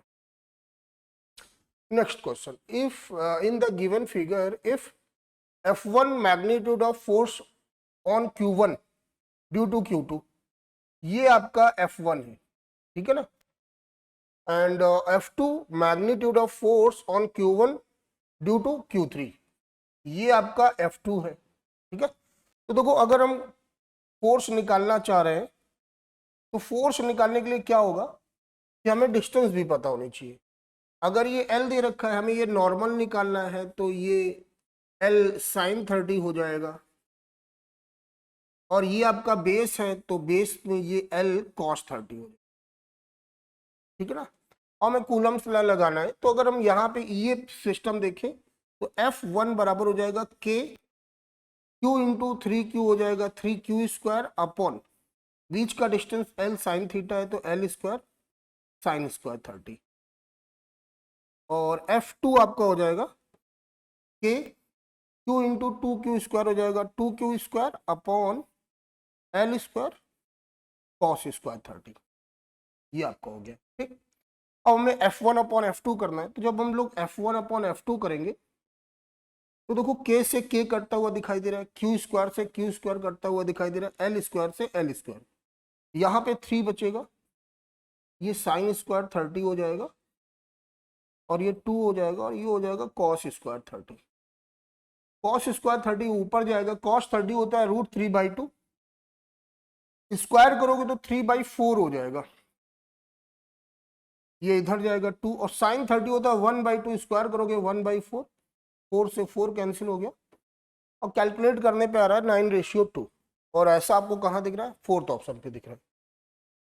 Next question, an electric dipole is placed at the origin and is directed along the x axis at a point P far away from the dipole, the electric field is parallel to the y axis, OP makes an angle theta with the x axis, then तो बेटा देखो ये general position वाला formula लगेगा, ये आपका एक electric dipole हो गया, और यहां पर कोई एक पॉइंट है P, ओके, और जो OP है वो x एक्सिस के साथ कितना एंगल बना रहा है, जो OP है वो x एक्सिस के साथ थीटा एंगल बना रहा है, ये ठीक है ना, और यहाँ पर जो इलेक्ट्रिक फील्ड है वो y एक्सिस के अलॉन्ग है, ये हो गया, ठीक। तो ये थीटा हो गया, और हम लोगों ने पढ़ा था जनरल पोजीशन पर अगर इलेक्ट्रिक फील्ड की डायरेक्शन अल्फा ले लें तो ये आपका अल्फा हो गया, ठीक। और यहाँ पे ध्यान से देखो, अगर यहाँ की बात करें तो अल्फा प्लस थीटा कितना आ रहा है, 90 डिग्री आ रहा है, और अल्फा बराबर 90 माइनस थीटा आ रहा है। और देखो ये जनरल पोजीशन के लिए एक फार्मूला होता है, जैसे आपने यहाँ पे पढ़ा होगा, तो हम लोगों ने इलेक्ट्रिक डायपोल की वजह से इलेक्ट्रिक फील्ड की 3 कंडीशन पढ़ी, एक axial position K 2p/r³, equatorial position K p/r³, इसी तरह एक जनरल पोजीशन होता है K p/r³, और √1 + 3 cos स्क्वायर थीटा, और वहीं पे डायरेक्शन के लिए होता है tan अल्फा बराबर 1/2 tan थीटा, tan अल्फा बराबर 1/2 tan थीटा, ये होता है, ठीक है ना। अल्फा होता है इलेक्ट्रिक फील्ड की डायरेक्शन, ठीक है ना, OP से, और थीटा आपका ये जो एंगल दे रखा होता है, या ये जो लाइन होती है OP, वो x एक्सिस से कितना एंगल बना रही है, तो वो थीटा ही दे रखा था। यहाँ पे हमें यहाँ पे वैल्यू पुट करनी होगी, तो यहाँ पे अल्फा की जगह हम लोगों ने वैल्यू पुट की 90 माइनस थीटा 1/2 tan थीटा, और ये हो गया cot थीटा 1/2 tan थीटा। हम सबको पता है कि cot थीटा 1/tan थीटा लिख सकते हैं, ये इधर जाएगा तो tan स्क्वायर थीटा बनेगा, और ये हो जाएगा 2, तो tan थीटा बराबर हो जाएगा √2। tan थीटा बराबर क्या हो जाएगा √2। ओके, तो हम देख लेते हैं कौन सा ऑप्शन है अपना सेकंड ऑप्शन है। क्वेश्चन नंबर 25 का आपका सेकंड ऑप्शन हो गया। चलिए question number 26, a ball falls from a height h, after 1 second another ball falls freely from a point 20 meter below the point from where the first ball falls. Both of them reach the ground at the same time. What is the value of h? यहां से एक ball छोड़ी गई, ये एक ball first ball है ये, तो इसको यहां तक पहुंचने में कितना टाइम लग रहा है, t टाइम लग रहा है। कितना टाइम लग रहा है, t टाइम लग रहा है। और डिस्टेंस उसने कितनी कवर की, h कवर की। डिस्टेंस उसने कितनी कवर की, h कवर की। और अगर हम बात करें यहां पर, तो यहां से 20 मीटर नीचे है, यहां से एक दूसरी बॉल 1 मिनट बाद छोड़ी गई है, तो उसको भी यहां तक पहुंचने में सेम टाइम पे पहुंच रही है, तो वो कितना टाइम चली होगी, 1 सेकंड बाद चली, तो t-1। ओके, ये तो अगर हम देखें जरा ध्यान से, तो अगर हम फर्स्ट बॉल की बात करें, फर्स्ट बॉल, अच्छा दोनों बॉल फॉल कर रही है, फ्री फॉल कर रही है, तो दोनों के लिए इनिशियल स्पीड क्या होगी, 0 होगी। तो फर्स्ट बॉल की बात करें तो h बराबर हाफ g_t², सीधे सीधे हो जाएगा। ओके, क्योंकि u 0 है। अगर हम सेकेंड बॉल की बात करें,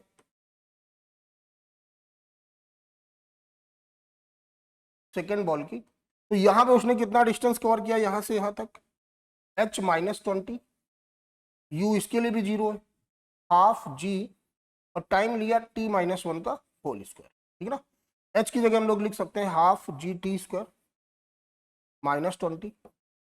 अच्छा, अगर यहाँ पे हम लोगों ने a-b का होल स्क्वायर किया, तो ये t² + 1 -2t बना, तो ये half g_t² -20, half g_t² plus g/2 minus gt, ये आया। देखो ये इससे कैंसिल हो गया, g/2 आपका 5 होता है, इधर आके माइनस को 25, माइनस का 10t, तो आपका t कितना आ गया, 2.5 आ गया। और इस t की वैल्यू को हम यहाँ पे पुट करेंगे, तो h बराबर 1/2 g10, 2.5 का स्क्वायर 6.25, 2 से डिवाइड किया।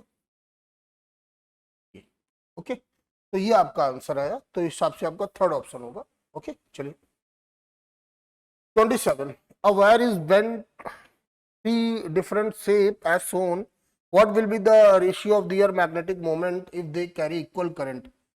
इक्वल करंट है, अच्छा ये भी करंट लूप है, तो करंट लूप की वजह से जो मैग्नेटिक मोमेंट हम लोगों ने पढ़ा है I × A, क्योंकि यहाँ पे नंबर ऑफ टर्म n के बारे में बोला नहीं गया, उसमें पूरा फार्मूला होता है NIA, तो यहाँ पे n के बारे में बोला नहीं गया, साइलेंट है, तो हम लोग m बराबर IA लगा सकते हैं।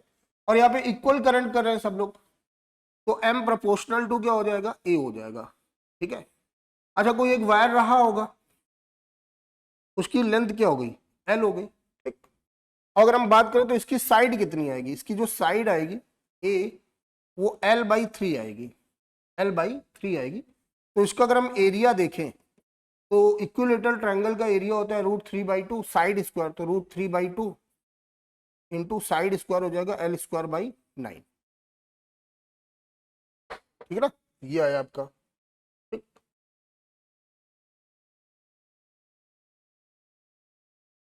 अब अगर यहां पे देखा जाए, एक बार क्रॉस चेक कर लेता हूं मैं, सॉरी, यहां पे कुछ ये जो लेंथ आई L/2 आई, L/2 आई, और यहां पर जब एरिया लिखेंगे, तो एरिया के लिए कुछ ये आपका L/2 हो जाएगा, ये √3/2L हो जाएगा। तो हाँ बेटा, ये आपका आएगा √3/4 इंटू L²/9, ये आया। ठीक है ना, ओके, चलो आ जाओ इधर देखते हैं। इधर जो आपका इसकी जो साइड होगी A, वो हो जाएगा L/4, तो इधर एरिया आ जाएगा L²/16। ये अब अगर इधर एरिया निकालें, तो सबसे पहले इधर हम रेडियस निकालते हैं, तो 2πr बराबर एल होगा, तो आर बराबर हो जाएगा एल अपॉन 2 पाई। अब एरिया की हम बात करें तो पाई आर स्क्वायर, तो pi L square upon 4 pi square, तो ये आपका आएगा एल स्क्वायर अपॉन 4 पाई। अब यहाँ पे देखो m प्रोपोर्शनल टू a लिखा था, तो m1 ratio m2 ratio m3। तो अगर यहाँ देखें तो एल स्क्वायर सब में दिख रहा है, कैंसिल हो गया। अच्छा नीचे अगर हम डिनोमिनेटर में देखें तो कहीं ना कहीं 4 भी कॉमन दिख रहा है, तो एल स्क्वायर अपॉन 4 कॉमन लेंगे तो √3/9 आया, यहाँ पे 1/4 आया और यहाँ पे 1 अपॉन पाई आया। ऐसा कुछ रेशियो हमको दिखाई दे रहा है, और ये रेशियो हमको कहाँ दिख रहा है, ऑप्शन नंबर सेकंड पे दिख रहा है। तो 27 का आपका सेकंड ऑप्शन सही हो गया। चलिए question number 28, SHM is to and fro and periodic. ठीक है भाई, ये अगर मीन पोजीशन है तो जो SHM होता है वो टू एंड फ्रो मोशन होता है। हाँ, और वो पीरियोडिक मोशन जो F बराबर -kx पर होते हैं वो SHM होते हैं। मतलब जितने भी SHM है वो सभी के सभी पीरियोडिक है, लेकिन सभी के सभी पीरियोडिक SHM नहीं होते, उसके लिए कंडीशन। तो ये स्टेटमेंट फर्स्ट तो हमको सही दिख रहा है। The motion of earth is periodic, हाँ बात सही, motion of earth is periodic, लेकिन मैंने बोला सभी पीरियोडिक मोशन SHM नहीं होते हैं। तो स्टेटमेंट वाइज ये भी सही है, लेकिन इसका इसके साथ कोई रिलेशन नहीं है, क्योंकि इस पे कहीं भी आप SHM प्रूफ नहीं कर सकते। ठीक है ना, तो ये दोनों इंडिविजुअल तो सही है, लेकिन एक्सप्लेनेशन का कुछ भी इनका रिलेशन नहीं है, तो हिसाब से आपका सेकंड ऑप्शन होगा। The spectra of a black body at temperature 327 degrees Celsius and 627 degrees Celsius are shown in the figure. If A1 and A2 be the areas under the curves, the value of A2 upon A1. ये बेटा black body से जो radiation emit हो रहा है उसका spectrum दे रखा है, और यहाँ पे हम लोगों ने पढ़ रखा है कि जो एरिया होता है, तो जो एरिया है वो पर सेकेंड जितना भी रेडिएशन हो रहा है उसके अमाउंट को रिप्रेजेंट करता है। और स्टीफन्स लॉ के हिसाब से E प्रोपोर्शनल टू T की पावर 4, तो यहाँ पर A प्रोपोर्शनल टू T की पावर 4। ठीक है ना, ये वाला कॉन्सेप्ट लग जाएगा। तो यहाँ पे अगर देखा जाए तो A2 अपॉन A1 बराबर T2 की पावर 4 अपॉन T1 की पावर 4। अच्छा यहाँ पे जो भी लिया जाता है वो केल्विन में लिया जाता है एब्सोल्यूट टेम्परेचर पे, तो अगर इसको हम केल्विन में चेंज करेंगे 273 ऐड करेंगे तो ये 900 की पावर 4 आ जाएगा, और इस पे भी 273 ऐड करोगे तो ये 600 की पावर 4 आ जाएगा। 0 0 कैंसिल हो जाएंगे, 3 से डिवाइड करोगे तो ये आएगा, और इसको सॉल्व करने पर आपको 81:16 आने वाला है। तो आपको ये first option. Magnetic field at the axis at point P due to circular current loop as shown in figure is. तो वो सबको पता है, जो बेसिक फार्मूला होता है कि अगर हम किसी सर्कुलर कॉइल की बात करें उसकी एक्सिस पे मैग्नेटिक फील्ड क्या होता है, तो B बराबर μ0 NI r² upon 2 r² plus x² की होल पावर 3/2 ये होता है।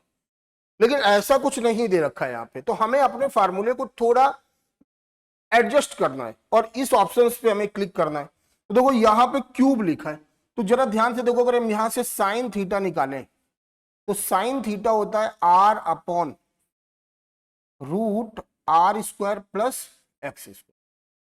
ठीक, तो यहां पे एक काम किया जाए, μ0 अपॉन, क्योंकि सब जगह 4 पाई आ रहा है 2, तो यहां पे हमने नीचे 2 पाई से मल्टीप्लाई किया है तो यहां भी 2 पाई हो जाएगा। ठीक है ना, और ये NI हो गया।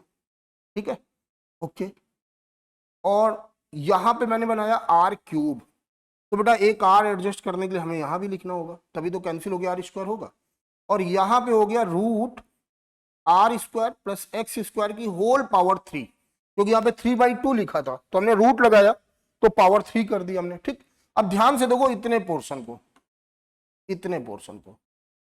जो आप इतना पोर्शन देखेंगे तो आप देख रहे हो कि यहां पे आपको ये साइन क्यूब थीटा दिखाई दे रहा होगा, तो B बराबर हो जाएगा μ0 अपॉन 4 पाई 2 पाई NI upon r sine cube theta.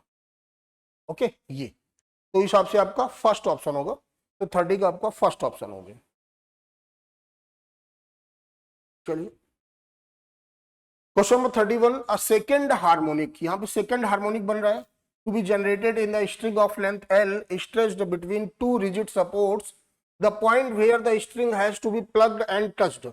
अगर हम फर्स्ट हार्मोनिक की बात करें तो फर्स्ट हार्मोनिक में कुछ इस तरह के वाइब्रेशन होते हैं स्ट्रेच स्ट्रिंग में, लेकिन अगर हम सेकेंड हार्मोनिक की बात करें तो सेकेंड हार्मोनिक पे दो लूप बनते हैं, ठीक, यहाँ पे नोट, यहाँ पे नोट, यहाँ पे नोट, यहाँ पे एंटी नोट और ये एंटी नोट।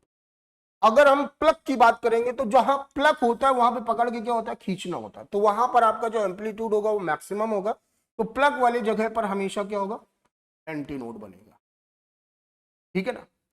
लेकिन जहां टच करेंगे तो वहां पर हम मोशन को क्या कर रहे हैं, रोक रहे हैं, ठीक है ना, तो वहां पर आपका नोड बनेगा हमेशा, वहां पर आपका क्या बनेगा, नोड बनेगा। और अगर हमें कभी भी प्लग वाली कंडीशन निकालनी है एट द वन एंड, अगर वन एंड से प्लग वाली कंडीशन निकालनी तो हमें एक फार्मूला याद रखना है, basic L upon 2P। L होता है लेंथ, ओके, L क्या होता है, लेंथ होता है। यहाँ पे कैपिटल L दे रखा है तो हम अपना फार्मूला कैपिटल L के हिसाब से ये फार्मूला सेट कर देंगे, L अपॉन 2P। P होता है आपका नंबर ऑफ हार्मोनिक, कितना दे रखा है, सेकंड दे रखा है, तो ये आपका हो जाएगा L/4। L/4 पर हम लोग क्या करेंगे, प्लग करेंगे, लेकिन देखो जहां पर हम टच करेंगे, यहाँ टच करने से कोई लूप, नए लूप नहीं बना सकते हो, तो जब यहां पे हम टच करेंगे तो फिर दो हार्मोनिक बनेंगे, ठीक है ना, तो टच करने पे नोड बनेगा हमेशा, तो वो आपका मिड पॉइंट आ रहा है, तो ये आपका आ जाएगा L/2, ये टच करने पर आया, तो प्लग करने पर आया L/4 और टच करने के लिए आया L/2। तो हम देख लेते हैं कहां पर ऐसा ऑप्शन लिखा, फर्स्ट ऑप्शन पे लिखा, तो 31 का आपका फर्स्ट ऑप्शन हो गया। चलो क्वेश्चन नंबर 32 आपका बोल रहा है कि to know the resistance G of a galvanometer by a half deflection method, a battery of VE and resistance R is used to deflect the galvanometer by angle theta if a shunt of resistance S is needed to get half deflection। Half deflection मतलब current भी क्या हो जाएगा, half हो जाएगा, okay. Then G R and S are related by the equation, मतलब G R और S में एक रिलेशन निकालना है। तो पहले कहानी कुछ ऐसी रही होगी, ये G है, ये S है, और ये आपने एक बैटरी लगा दी, और ये आपका दे रखा है, गिवन है कितना, VE। तो अगर हम बात करें यहाँ पर, तो यहाँ पर जो करंट निकल रहा होगा, तो ये जो करंट होगा इस कंडीशन पे IE बराबर हो जाएगा VE अपॉन G+S। लेकिन जब दोबारा उसने क्या किया कि गैल्वेनोमीटर पे एक शंट भी जोड़ दिया, ये गैल्वेनोमीटर पर एक शंट भी जोड़ दिया इस तरह।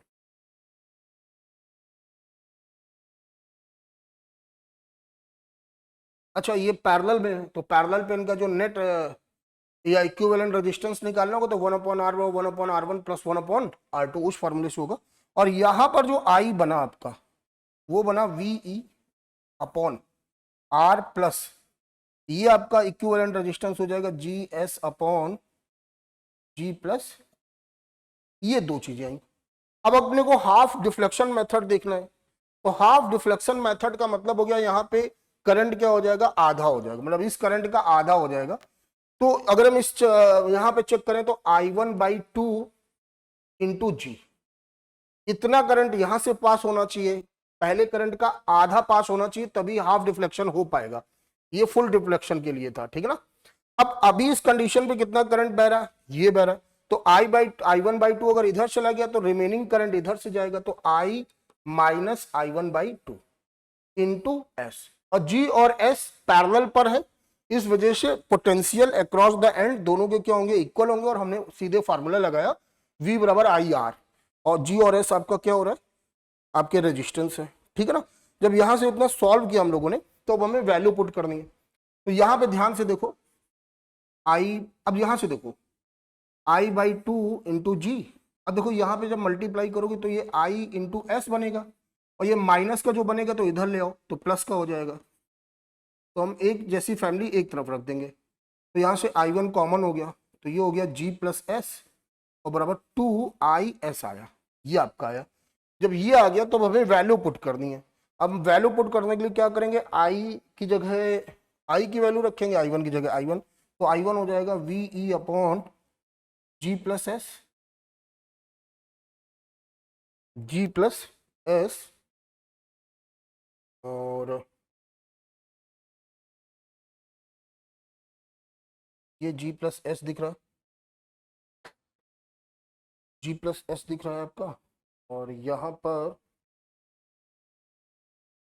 ओके सॉरी ये गड़बड़ हो गया, यहाँ पे आर होना चाहिए था, वही मैं देखूँ कि यहाँ से यहाँ कट रहा है, ये आर होना चाहिए, तो ये जी प्लस आर होगा, ये मैं कहूँ ये जी प्लस आर होगा, हाँ ये गलती हो गई। 2, और बेटा आई की जगह क्या लिखोगे, V E upon R plus G S upon G plus S into S. देखो एक बात देखो, पहली बात तो ये v से v क्या हो गया, कैंसिल हो गया, इधर मेरे पास बन रहा है g plus S upon G plus R. ध्यान से देखिएगा, कैलकुलेशन है आपका 2, और इधर एलसीएम लिया तो, और ये ऊपर जाएगा तो कुछ ऐसा बनेगा, g प्लस एस ऊपर चला गया, और नीचे जब इसके साथ करोगे तो ये हो जाएगा are G plus R S plus G S, ये, और ये बाहर हो गया एस। बेटा जी प्लस एस भी क्या हो जाएगा, कॉमन हो जाएगा और कैंसिल हो जाएगा। जब ये कैंसिल हुआ तो अब मेरे पास जो बच रहा है, अब मेरे पास जो बच रहा है, जो मेरे पास बचा उसको मैं सॉल्व कर देता हूं। यहां पे 1 अपॉन जी प्लस आर बचा, और यहाँ पे 2s बच गया, और ये आपको दिखाई दे रहा होगा g प्लस आर, और ये आपका G R plus R S plus G S, सब मैनेज करना है यहाँ पे। तो ये G R plus R S plus G S बराबर 2s, और ये हो गया g प्लस आर। तो देखो यहाँ पे g प्लस आर दिख रहा है, तो अगर हम इतना पोर्शन देखें ये वाला, अगर इससे हम s कॉमन ले ले तो हमारा भी g प्लस आर दिखेगा, कुछ चीजें और आसान हो जाएंगी। तो यहाँ पे s कॉमन लिया तो ये g प्लस आर हो गया बराबर 2s upon G plus R, G plus R. अगर ये उधर जाएगा तो कैंसिल होगा, तो जी आर बराबर एस जी प्लस आर आ जाएगा। ओके, तो ये देखो G plus R into S बराबर जी आर, ये कहाँ दिख रहा है आपको, ये दिख रहा है। सिर्फ थोड़ा कैलकुलेशन था और कुछ नहीं था, और थोड़ा मैनेज करना था, तो आपका सेकंड ऑप्शन सही हुआ। Question number 33. The diameter of a cylinder is measured using a vernier calipers with no zero error. It is found that zero of the vernier scale lies between 5.1 centimeter and 5.15 centimeter of the main scale. The vernier scale has 50 divisions equivalent to 2.45 centimeter. The 24th division of the vernier scale exactly coincide with one of the main scale division the diameter of the cylinder. तो सबसे पहले हम देखते हैं 1 MSD कितना है। तो जो 1 MSD होगा 5.15 सेंटीमीटर माइनस 5.10 सेंटीमीटर, ये आपका आया 0.05 सेंटीमीटर। अब हमें VSD निकालना है, तो VSD में देखो 2.45 सेंटीमीटर और कितने डिवीजन है, 50 डिवीजन है, तो 2.45 अपॉन 50 किया हम लोगों ने सेंटीमीटर। जब इसको हम लोग क्या करेंगे, तो यहाँ से थोड़ा सॉल्व कर लेते हैं, और कुछ पावर्स में कट किया गया इस तरह, गलती नहीं होनी चाहिए। 5 4 जा 200 पॉइंट कितना बचा फिर 45 49 5 4 जा 249 9 टाइम, ओके, इंटू 10 की पावर -2 सेंटीमीटर, तो ये आएगा 0.049 सेंटीमीटर, ये आपका आ गया। ठीक, लीस्ट काउंट निकालते हैं, जो लीस्ट काउंट होता है वो 1 MSD माइनस 1 VSD होता है, तो 0.5 माइनस 0.09, जब इसको सॉल्व करोगे तो 0.001 सेंटीमीटर आया, ये लीस्ट काउंट आ गया बेटा।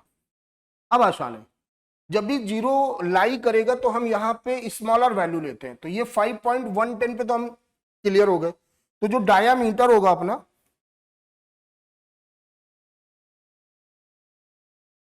तो स्मॉलर वैल्यू कितनी है 5.10 सेंटीमीटर, प्लस लीस्ट काउंट आपका कितना है 0.001 इंटू कितना मेन स्केल पे कोइंसाइड कर रहा है, 24th डिवीजन, ठीक है ना, ये बर्नियर स्केल मेन स्केल से कोइंसाइड कर रहा है, तो ये 24 से मल्टीप्लाई किया तो 5.10 सेंटीमीटर प्लस 0.024 सेंटीमीटर, जब इसको आप सॉल्व करोगे तो 0.124 सेंटीमीटर आने वाला है।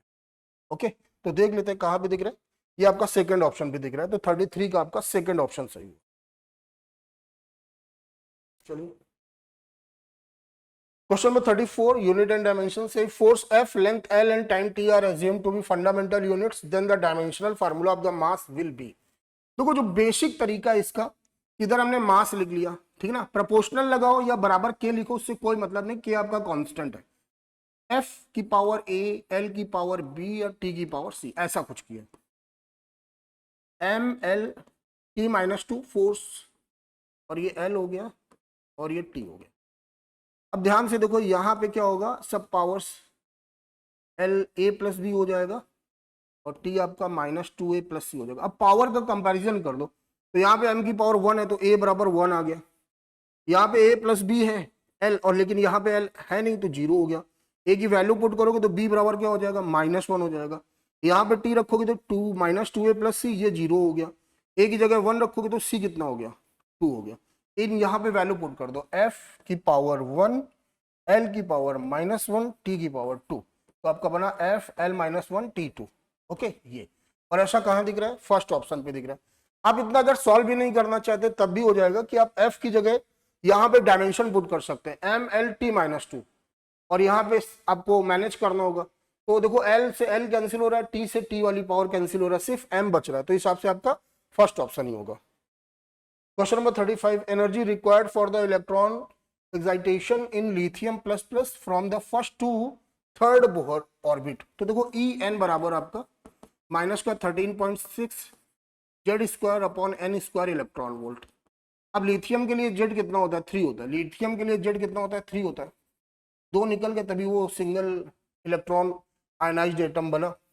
तो कहां से कहां जा रहा है, फर्स्ट टू थर्ड, तो E1 आपका हो जाएगा माइनस का 13.6 9² अपॉन 1, ठीक है ना, ये सॉरी 3 का स्क्वायर, और जो E3 होगा माइनस का 13.6 3 का स्क्वायर अपॉन 9, 3 का स्क्वायर 9 हो गया ये, ठीक। तो delta E higher minus lower, E3 minus E1, minus का 13.6 और इंटू 9 कॉमन दिख गया मेरे को, ठीक है, और E3 माइनस E1 कर रहे हैं तो ये माइनस का 1/9 हुआ, और ये माइनस मिलके प्लस बन जाएगा, ये 1 आ जाएगा इधर, ठीक है।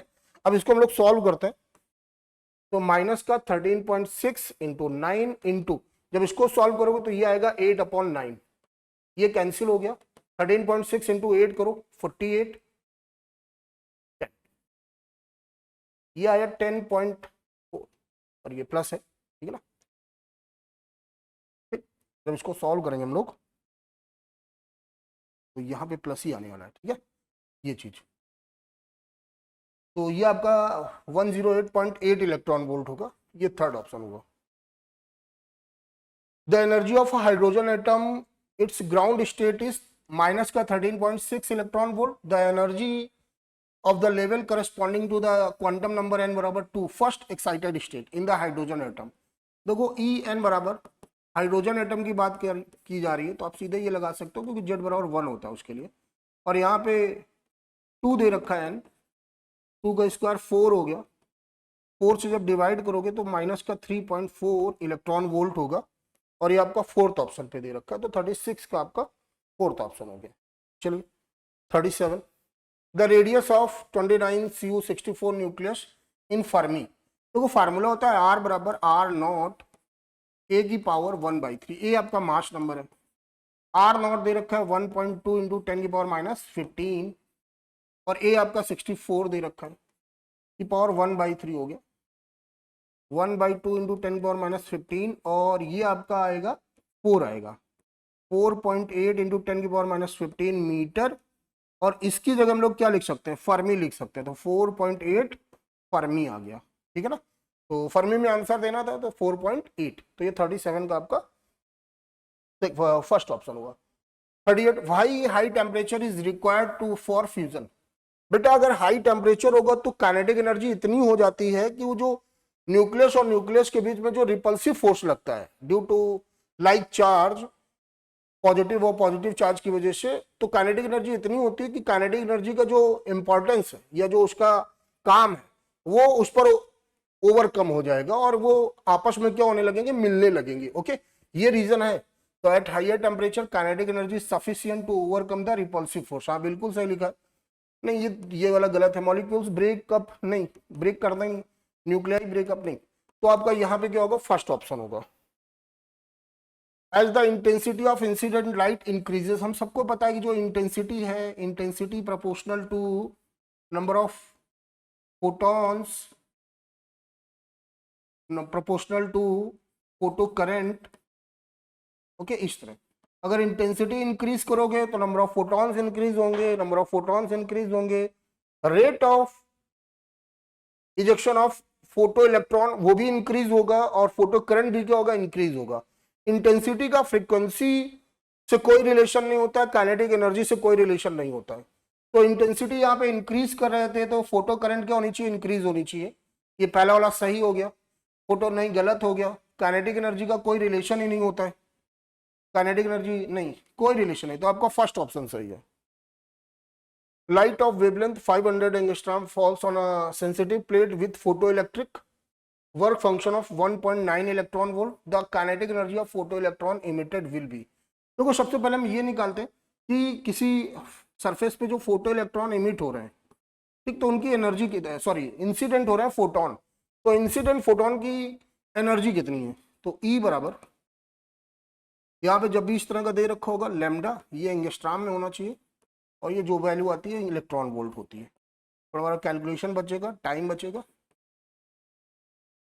और जब इसको आप सॉल्व करोगे तो E बराबर होगा 2 टाइम्स जाएगा, 4 टाइम्स जाएगा, 5 टाइम्स जाएगा, 2.45 इलेक्ट्रॉन वोल्ट।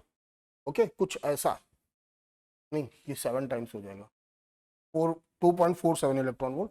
अब E के बराबर हो जाएगा E माइनस 5, आपका वर्क फंक्शन है, आपका E के 2.47 है माइनस 1.9। तो देख लो जरा सॉल्व करके कितना आ रहा है। तो ये 7 हुआ और इधर जाएगा तो 14, ये 5 हो जाएगा, 0.57 इलेक्ट्रॉन वोल्ट अप्रॉक्स, ठीक ना। तो यहाँ से आपका मुझे दिख रहा है फर्स्ट ऑप्शन, तो 40 का आपका फर्स्ट ऑप्शन है। ओके, चलिए। A capacitor is charged by a battery. The battery is removed and another identical uncharged capacitor. Uncharged बेटा, अगर uncharged है तो इसका पोटेंशियल आप कितना लेने वाले हो, 0 लेने वाले हो। Is connected in parallel, ठीक है भाई। The total electrostatic energy of resulting system is, देखो अगर हम इनिशियल काइनेटिक एनर्जी की बात करें तो U इनिशियल होगा half CV square, half CV square. Okay, अब क्या हुआ, एक कैपेसिटर, दूसरा कैपेसिटर, ठीक। अब ये अनचार्ज है, जब ये अनचार्ज होगा तो हमें यहाँ पे कॉमन पोटेंशियल निकालना होगा। तो जो कॉमन पोटेंशियल होगा बच्चा,